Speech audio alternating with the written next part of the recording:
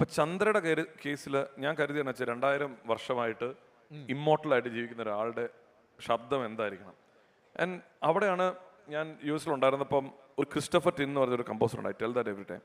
അദ്ദേഹത്തിന്റെ ഒരു കോറൽ ഒരു സിംഗിങ് ഞാൻ അദ്ദേഹത്തിന്റെ ഒരു കോറൽ ഓർക്കസ്ട്രയുടെ ഒരു പെർഫോമൻസ് ഞാൻ കണ്ടിട്ടുണ്ട്. ഞാൻ ശരിക്കും ആ സ്റ്റേഡിയത്തിൽ അന്ന് ഗൂസ് ബംസ് എടുത്ത് പോയൊരു സമയമായിരുന്നു. അപ്പം ഞാൻ കരുതി will use voice four Chandra. And voice വളരെ അൺകൺവെൻഷണൽ ആയിട്ടുള്ള ഒരു വോയിസ് ടെക്സ്ചറും സിംഗിങ് സ്റ്റൈലും കൊണ്ടുവരാം. പക്ഷേ എനിക്ക് അവിടെ ലാംഗ്വേജ് പുതിയതായിരിക്കണമായിരുന്നു. മലയാളത്തിൽ ഞങ്ങൾ എഴുതി നോക്കിയപ്പം ഇറ്റ് ഫെൽറ്റ് ലൈക്ക് ഇപ്പം നമ്മൾ ചെയ്യുന്ന ഒരു പാട്ട് പോലെ തന്നെ.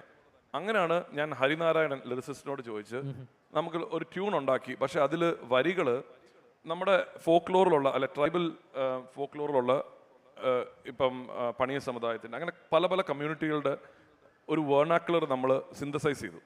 അതിൽ നിന്ന് ഒരു 3 ദിവസം കൊണ്ട് ഹരിനാരായണൻ ഉണ്ടാക്കി ഒരു ലാംഗ്വേജ് ഉണ്ടാക്കിയതാണ് മൊഴിക എന്ന് പറഞ്ഞൊരു ഭാഷ. He formulated A language. ഇനി അടുത്തടുത്ത ഭാഗങ്ങളിലൊക്കെ ഞങ്ങൾ ഇനി മൊഴിക ഭാഷയിലായിരിക്കും ഈ ലോകയുടെ. അപ്പൊ ആ ഭാഷ ഉണ്ടാക്കി കഴിഞ്ഞപ്പം ഇറ്റ് ഫെൽറ്റ് മാജിക്കൽ. ഇപ്പൊ നമ്മുടെ ഓ ജഗലേ ജഗക്കാരേ, ഐ മീൻ യു നോ മലയാളമായിട്ട് സൗണ്ട് ചെയ്യുന്നു, but it's very different. It's not exactly Malayalam.